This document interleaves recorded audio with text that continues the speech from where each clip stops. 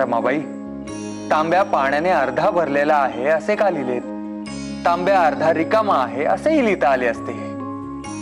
माझ्या आईकडे जेव्हा रुग्ण यायचे आणि त्यांना ती औषध द्यायची, त्याबरोबर ती तिच्या बोलण्यातून त्यांना आधार सुद्धा द्यायची.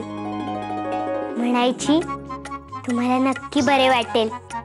आणि याच तिच्या आधार देण्याने रुग्ण अगदी खडखडीत बरे व्हावयाचे. त्यात औषधाचाही गुण असायचाच.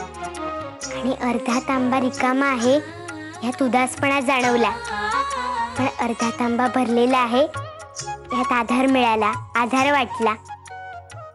म्हणून मी असे लिहिले.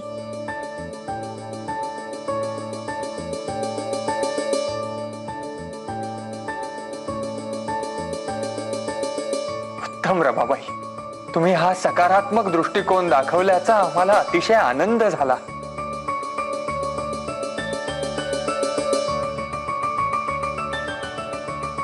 महादेवराव, आपले भाग्य थोर म्हणून आपणास अशी पत्नी लाभली.